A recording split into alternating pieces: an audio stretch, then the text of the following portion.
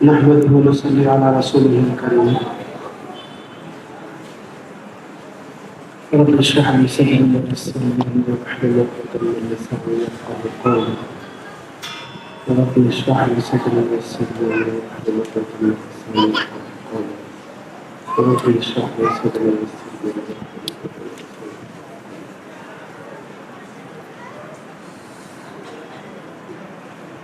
بحث پہ تشریف فرما معزز و محترم علماء کرام اور محترم سامعین، آج کی یہ محفل نبی رحمت صلی اللہ علیہ وسلم کی ذات اقدس، آپ کے سیرت پاک کی بیان کرنے کی محفل ہے۔ اللہ تعالیٰ سے دعا ہے کہ اللہ تبارک و تعالیٰ مجھ اختر سے وہ باتیں نکالے جو ہم دونوں کو عمل کی توفیق نصیب۔ عزیزان گرامی، اللہ رب العزت نے نبی رحمت صلی اللہ علیہ وسلم کو پوری کائنات کا سردار اور رحمت للعالمین بنایا۔ آپ صلی اللہ علیہ وسلم کو جو خوبیاں اور جو خصوصیات عطا فرمائی، آپ سے پہلے یہ خوبیاں کسی کو نہیں دی۔ گنی چنی کچھ چیزیں دوسروں انبیاء کو عطا فرمائی گئی تھی، جس کو اللہ تبارک و تعالیٰ نے قرآن مجید میں الگ الگ جگہ ارشاد فرمایا۔ وَكَلَّمَ اللَّهُ مُوسَىٰ تَكْلِيمًا، کہ ہم نے موسیٰ سے بات کی۔ پھر ایک جگہ حضرت داؤد کو خلافت کے دینے والے کے سلسلے میں اللہ تبارک و تعالیٰ نے بتایا، اور دوسری طرف حضرت آدم علیہ السلام نے اپنی روح کو پھونکنے کا تذکرہ فرمایا۔ لیکن رسول اللہ صلی اللہ علیہ وسلم کے بارے میں فرمایا کہ یہ تمام چیزیں جو تمام کو دی گئی وہ سب آپ کو عطا فرمائی۔ رسول اللہ صلی اللہ علیہ وسلم فجر کی نماز کی ادائیگی کے لیے ایک مرتبہ مسجد نبوی میں آپ داخل ہوئے تو کیا دیکھتے ہیں کہ ایک جن کا بچہ ہے جو مسجد میں کھیل رہا ہے۔ آپ نے اسے پکڑ لیا اور پکڑ کر ستون سے باندھ دیا اور سنت نماز ادا فرمائی، اور پھر کہا کہ میرے بھائی سلیمان نے یہ دعا نہ کی ہوتی کہ اللہ مجھ جیسی حکومت کسی کو مت دے تو میں اسے پکڑ کے رکھتا اور پورے صحابہ کو بتاتا، لیکن صحابہ کے آنے سے پہلے اس کو آزاد کر دیا رسول اللہ صلی اللہ علیہ وسلم نے۔ تو اللہ کے رسول صلی اللہ علیہ وسلم کو اللہ تعالیٰ نے جو خوبیوں سے نوازا تھا اور جن کمالات کو عطا فرمایا تھا، ایک ایک کمال ایسا خوبیوں والا ہے کہ ایک ایک پر اگر بات کرتے چلے جائیں تو کئی گھنٹے لگ جائیں گے اور بات ختم نہیں ہوگی۔ رسول اللہ صلی اللہ علیہ وسلم نے جس طرح سے امت کو تیار کیا، اور وہ صحابہ جیسے ابھی آپ نے مولانا سے سنا کہ کس طرح سے ایک دم ہمیشہ لڑتے رہتے تھے، وہ صحابہ ایک دم سے شیر و شکر ہو گئے۔ باہمی تعلقات ان کے اندر جو آئے پیدا ہوئے اور محبتیں جو ان کے اندر آئی، وہ رسول اللہ صلی اللہ علیہ وسلم کے بارے میں اللہ تعالیٰ نے قرآن میں فرمایا وَلَوْ كُنْتَ فَضًّا غَلِيظَ الْقَلْبِ لَانفَضُّوا مِنْ حَوْلِكَ، لیکن آپ کو اللہ تعالیٰ نے اتنا نرم گو بنا دیا تھا جس کی وجہ سے ہم نے صحابہ کے اندر بھی نرمی کو پیدا کر دی، ورنہ ایسا تھا کہ آپ کی خوش روئی کی وجہ سے وہ آپ کی مجلس سے چلے جاتے اور پھر آپس میں بھی وہ جھگڑ پڑتے، یہاں تک کہ رسول اللہ صلی اللہ علیہ وسلم کی محبت جو اللہ سے اور اللہ کی محبت رسول اللہ سے ہے، اس کو آپ جاننا چاہتے ہیں تو قرآن مجید کو پڑھیے،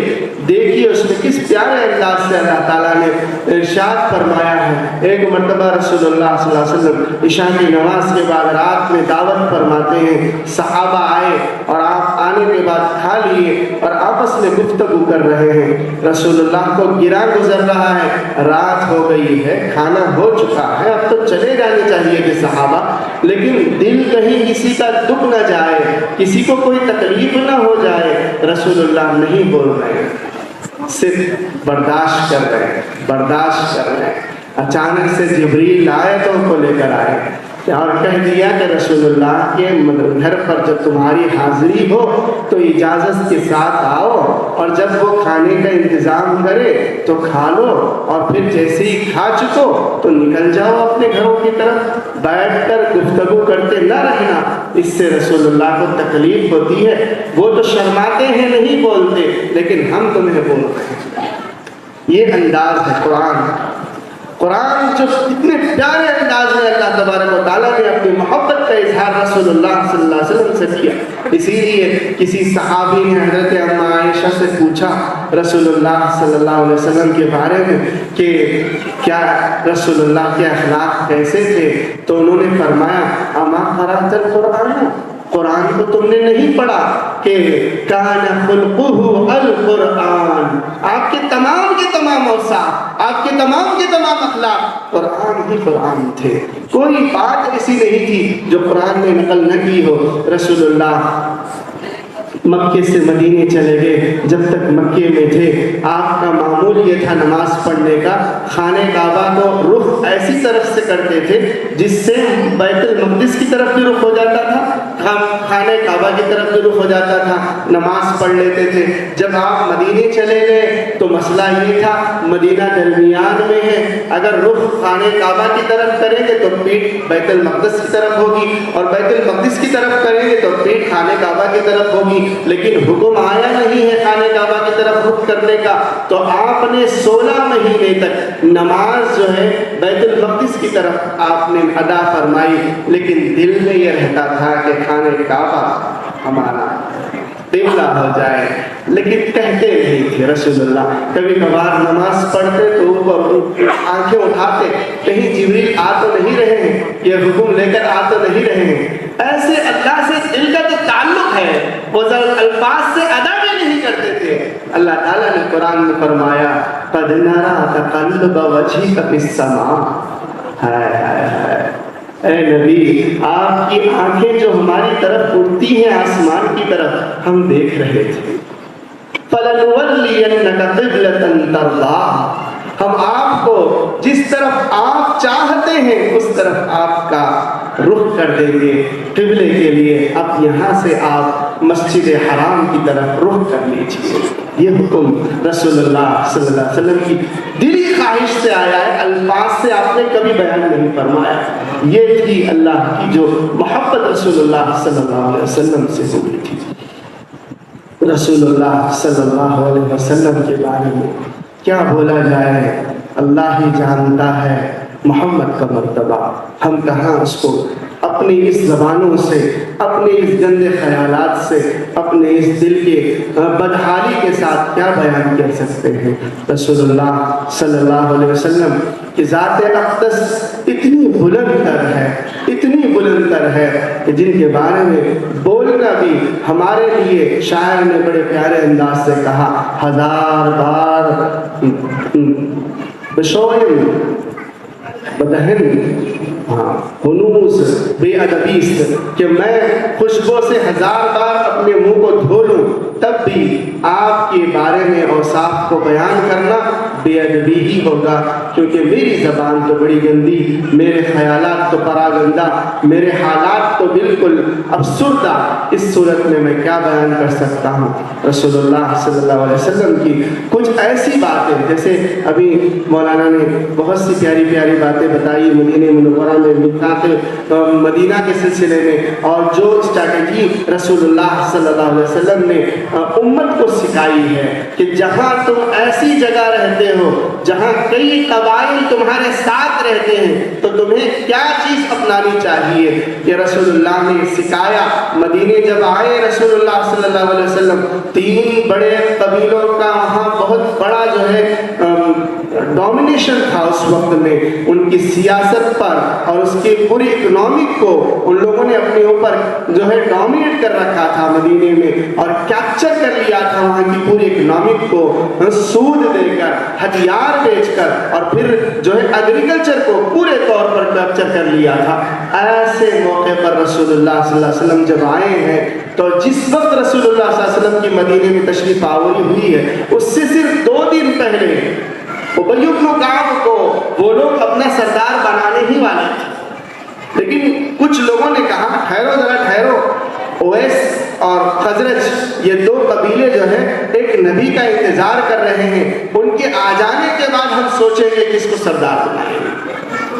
رسول اللہ تشریف لائے, آپ کے اوصاف حمیدہ, آپ کے چہرے انور کو دیکھنے کے بعد سب یہودیوں نے یہ کینسل کر دیا کہ ابی بن کعب کو جو ہے بنایا جائے. خاموش رہ گئے, دیکھتے رہیں گے کہ پہلے محمد کیا کرتے ہیں. رسول اللہ آنے کے فوراً بعد جو میثاق مدینہ ہے, اس میں سب سے اہم چیز جو سمجھنے کی ہے وہ یہ ہے, رسول اللہ صلی اللہ علیہ وسلم نے تینوں یہودی قبیلوں کو ایک نہیں شمار کیا کہ وہ یہودی ہیں اس لیے ایک نہیں. بنو قینقاع کو بلا کر الگ سے آپ نے وثیقہ لکھا, اور پھر بنو نذیر کو بلا کر اس سے الگ لکھا, بنو قریظہ کو بلا کر اس سے الگ معاہدہ دیا. اس سے کیا ہوا؟ تینوں قبیلے اپنی جگہ ٹوٹ گئے. جو یہودیت کے نام سے جڑ رہے تھے ان کو وہاں توڑا گیا. یہاں ضروری اس بات کی ہم کو سمجھنے کی ہے, اس بھارت میں جہاں ہم جی رہے ہیں وہاں 3000 قبائل اس OBC کے ہیں, 1800 قبائل SC کے ہیں, 1200 قبائل ST کے ہیں, لیکن ہم نے ان سب کو ملا کر ہندو بول کر ایک کر دیا. نتیجتاً ہم جو 24 کروڑ سے زائد ہیں, ہم مائنارٹیز میں آ گئے اور وہ لوگ میجارٹی میں چلے گئے. یہاں سمجھنے کی ضرورت ہے, رسول اللہ صلی اللہ علیہ وسلم کی اس اسٹریٹجی کو سمجھنے کی. ہر ایک کو اس کے قبیلے سے بولا, اس کو SC بولو, ST بولو, OBC بولو, ہندو مت بولو, خود بخود الگ ہو جائے گا. پوچھو اس کو کمیونٹی کیا ہے تمہاری, ایک کلال نہ ہونا, کلال پوچھو, ورگال پوچھو, الگ کر دو اس کو, خود بخود اس کو احساس ہوگا. رہے لیکن نہیں, ہم نے کیا کیا, جو غیر مسلم ہے وہ ہمارا دشمن. ایسا نہیں ہے. رسول اللہ صلی اللہ علیہ وسلم نے اس اسٹریٹجی سے کیا ہوا دیکھیے. مدینے کے اندر بنو قینقاع کو جب جلا وطنی کا حکم ہوا تو بنو قریظہ اس میں دخل نہیں رہ سکی. وجہ یہ ہے کہ تمہارے سے جو ہمارا معاہدہ وہ برابر ہے, تم نہیں آنا ہمارے بیچ میں, ہم بات اس سے کر رہے ہیں, کام اس کا ہو رہا ہے, اس کا ہمارا معاملہ ہے. اس نے غلطی کی, اس نے وثیقہ توڑا, اس کے ساتھ جو معاملہ ہوگا وہ ہم کریں گے. بنو قریظہ طاقتور ہونے کے باوجود ساتھ نہیں دے سکے یہودیت کا. جب بنو نذیر کا معاملہ آیا جلا وطنی کا, اس وقت میں بھی یہی معاملہ ہوا. بنو قریظہ ساتھ نہیں دے سکے. وجہ کیا تھی؟ ہر ایک سے الگ معاہدہ, ہر ایک سے الگ تعلق, ہر ایک کو الگ کر کر رکھا. رسول اللہ صلی اللہ علیہ وسلم کی اس اسٹریٹجی کو سمجھنے کی ضرورت ہے. سیرت کے اس بیان میں آپ اس چیز کو بھی سمجھ جائیں گے. اس ملک بھارت میں ہم جس قسم پرسی سے جی رہے ہیں, جو حالات جو اس وقت کے چل رہے ہیں, آپ اندازہ نہیں لگا سکتے کہ کیا حالات ہم پہ آ سکتے ہیں. رسول اللہ صلی اللہ علیہ وسلم کے احادیث کی روشنی میں بہت سے بڑے بڑے علماء جن حالات کی طرف ہم کو اشارے دے رہے ہیں, یہ بات یقینی ہے کہ اس ملک میں مسلمانوں کا غلبہ ہوگا, مسلمانوں کی حکومت قائم ہوگی. لیکن یہ یاد رکھو کہ ہم تم کہاں ہوں گے. ہم میں ایسے منافقین ہیں, ایسے انفارمرز ہیں, اور ایسے جو ہے راحت اندوری کا وہ شعر مجھے یاد آتا ہے جو کہتا ہے کہ منافقوں سے کہیں کوئی بچ نہیں سکتا, منافقوں سے کہیں کوئی بچ نہیں سکتا. ہمارے ساتھ بھی 2-4 رہتے ہیں, یہ حالت ہماری ہے کہ ہمارے ہر تین میں ایک چوتھا جو ہے، ہر تین میں ایک تیسرا جو ہے مخبر ہے، انفارمر ہے، اور ہماری ہی باتوں کو لے جا کر دوسروں کے پاس پہنچانے والا ہے۔ ایسی صورت میں ہم کہاں سے ترقی کر سکتے ہیں؟ رسول اللہ صلی اللہ علیہ وسلم نے ترقی کے لیے جن باتوں کو بیان کیا ہے، ان باتوں کو میں آپ کے سامنے رکھ کر اپنی بات ختم کرتا ہوں۔ چونکہ اصل مہمان مقرر آ چکے ہیں، میں زیادہ وقت آپ کا نہیں لوں گا، مختصر بات میں آپ کی اپنی بات ختم کر دیتا ہوں۔ رسول اللہ صلی اللہ علیہ وسلم نے ایک حدیث میں ارشاد فرمایا، اس امت کے ایمان کو بنانے کے لیے، ایمان کو مضبوط کرنے کے لیے 5 اعمال کی ضرورت ہوتی ہے۔ انفرادی طور پر عمل کرنے کے لیے بنی الاسلام علی 5: شہادت ان لا الہ الا اللہ وان محمد رسول اللہ واقامۃ الصلاۃ وایتاء الزکاۃ وصوم رمضان وحج البیت من استطاع الیہ سبیلا۔ یہ حدیث تو آپ میں سے ہر ایک کو معلوم ہے، میں اس کا ترجمہ نہیں کروں گا۔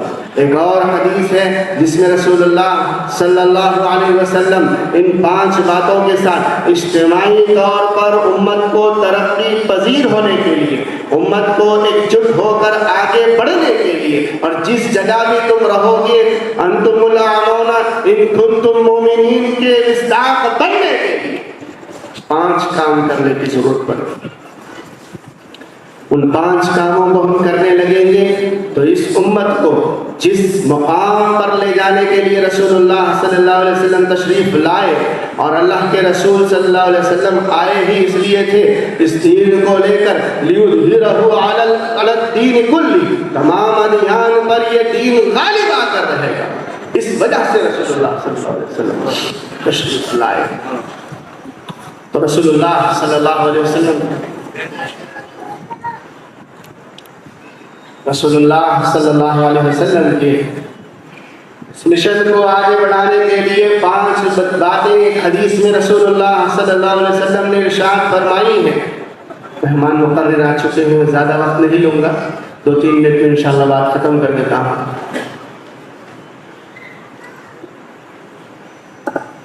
فرمایا رسول اللہ صلی اللہ علیہ وسلم نے کہ اگر اس امت کو ترقی کرنا ہے اور اس امت کو آگے بڑھنا ہے تو 5 کاموں کی ضرورت ہے۔ فرمایا علیکم بالجماعہ، پہلی بات، سب سے اہم بات وہ یہ ہے کہ تم جماعت کو تھامے رکھو، کثرت سے، جہاں اہل حق کی کثرت ہوگی ان کے ساتھ جڑ کر رہو، الگ مت ہو جاؤ۔ من شد شد فی النار، جو علیحدہ ہوا اسے علیحدہ کر کر جہنم میں ڈال دیا جاتا ہے۔ تو فرمایا جماعت سے جڑ کر رہو۔ جماعت کس کو کہتے ہیں؟ جماعت کا کیا مطلب ہے؟ فرمایا صحابہ رسول اللہ ان سے نہیں ہٹنا، وہ جو پہلے سے اسلاف کے، بزرگان دین کی باتوں پر عمل کرتی ہوئی جو جماعت ہوگی اس جماعت پر قائم رہنا، اس سے نہیں ہٹ جانا۔ اس کے لیے رسول اللہ صلی اللہ علیہ وسلم نے ایک حدیث میں مثال دیتے ہوئے فرمایا، جماعت میں داخل رہیں گے تو شیطان حملہ نہیں کرتا، ایسے ہی جیسے ریوڑ کی بکریاں یا ہرن جو ہوتی ہیں ان پر شیر جو ہے حملہ نہیں کرتا، اسی ہرن پر یا اسی بکری پر شیر کا حملہ ہوتا ہے جو ریوڑ سے علیحدہ ہو جاتی ہے۔ شیر کبھی بھی، حالانکہ پورے ہرن ڈر کر بھاگ رہے ہیں اس سے، لیکن ریوڑ کے ساتھ لگے ہوئے چمٹے ہوئے ہیں تو شیر حملہ ہرگز نہیں کرتا۔ یہ شیر کا یہ جو ہے کمزوری ہے کہ علیحدہ جو ہرن یا بکری ہوگی اسی پر حملہ کرے گا، جو مل کر جائیں گے اس پر حملہ نہیں کرتا۔ اسی وجہ سے جماعت کے ساتھ ہم رہیں گے، کبھی ہم پر حملہ نہیں ہوگا، شیطانی حملہ نہیں ہوگا۔ جماعت سے علیحدہ ہو جائیں گے فوراً حملہ ہوگا اور نت نئے خرافات، نت نئے چیزوں میں ہم پڑ جائیں گے۔ آج سب سے بڑا ہمارا جو المیہ ہے وہ یہ ہے کہ ہم چاٹ جی اور پھر جو ہے نا گوگل کو اپنا بڑا بزرگ مان لیے ہیں اور اسی سے جو ہے نا ہر چیز کو لینے کے عادی ہو گئے ہیں۔ بزرگان دین ہمارے سامنے موجود ہے، ہمارے شاہ فضل الرحمان صاحب جو ہے یہاں پر 3 دن محبوب نگر میں لگا رہے ہیں، لیکن کتنے لوگ ہیں جو آ کر ان سے استفادہ کر رہے ہیں۔ یہ وقت ایسا ہے کہ اس میں ہر بندے کو بیعت کرنا ضروری ہے۔ جو بندہ بیعت نہیں کرے گا وہ جماعت سے ہٹا ہوا ہے۔ اور بیعت کرنے کے لیے ضروری بھی یہ ہے کہ آپ بیعت کرنے کے لیے ایسے بڑے بزرگ کو مت چنو جہاں آپ سال میں بھی ایک مرتبہ نہیں آ سکتے۔ بعض ساتھیوں سے پوچھتا ہوں میں، ہم نے نظام الدین گیا تھا وہاں بیعت کر لی، کس سے بیعت کی؟ سعد صاحب سے بیعت۔ بھائی آپ نے سعد صاحب کی مجلس میں کتنی مرتبہ بیٹھے جا کر؟ آپ سعد صاحب سے بیعت کیے ٹھیک ہے، لیکن آپ بیٹھے کتنی مرتبہ وہاں پر جا کر؟ اصلاح کے لیے، آپ کے قلبی تعلق کے لیے، آپ کے اندر جو نفسانی رذائل اور جو صفات ذمیمہ ہیں اس کو ختم کرنے کے لیے تو تمہارے سامنے ایسے شخص کے ساتھ بیعت ہونی چاہیے جو آپ کی احوال کو سمجھ کر آپ کو ذکر دینے والا ہے نا۔ یہ بہت سخت ضروری ہے۔ تو اس وقت کی حالات کے اعتبار سے بیعت کرنا بہت ضروری ہے اور جماعت کے ساتھ رہنا بہت ضروری ہے۔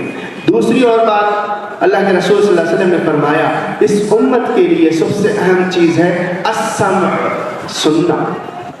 ہم لوگ کیا ہے معلوم؟ زیادہ مرغیاں کھانے والے ہو گئے۔ مرغی کی خصوصیت کیا ہے معلوم ہے؟ سنتی نہیں انہیں، بہری رہتی، کم سنتی، بولتی جاتی۔ ہماری حالت یہی ہے، ہم لوگ 40 دن کے چوزے کو کھا کے کوکو کوکو بولنے کی بھی عادت نہیں ہے، چو چو چو چو بولنے کی عادت ہے نا؟ مرغیوں کی عادت کیا ہے؟ اللہ تعالیٰ نے انہی جانوروں کو ہم کو کھانے کا حکم دیا ہے جن کی صفات اچھی رہتی۔ اب لیکن اس میں بھی یہ مرغیاں جو اب آ رہے نا، بائلر مرغیاں، وہ 40 دن کے 40 دن میں 2 کلو کی ہو جا رہی ہے، لیکن ہے تو ان چوزچ۔ عادت کیا ہے اس کی؟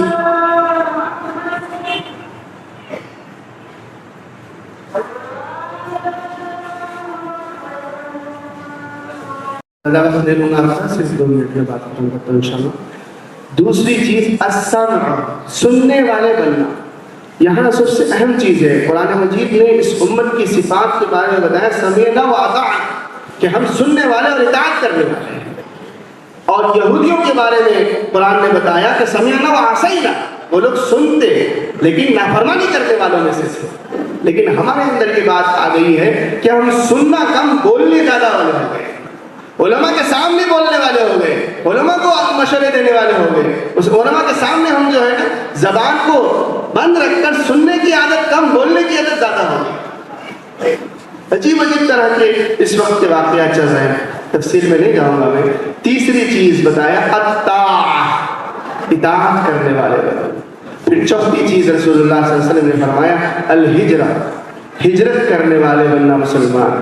اور 5ویں چیز فرمایا الجہاد فی سبیل اللہ، اللہ کے راستے میں لڑنے والے بننا مسلمان۔ یہ 5 چیزیں، اس کی بہت سی تفصیل تھی لیکن مختصر کر رہا ہوں میں اپنے بات کو، چونکہ مہمان مقرر ہمارے ہر دل عزیز شاہ مزمل صاحب والا جاہی دامت برکاتہم آ چکے ہیں۔ میں اپنی بات کو یہیں پر ختم کرتا ہوں۔ اللہ تبارک و تعالیٰ سے دعا ہے کہ اللہ تبارک و تعالیٰ ہم تمام کو کہنے سننے سے زیادہ ہونے کی توفیق نصیب فرمائے۔ وآخر دعوانا الحمدللہ رب العالمین۔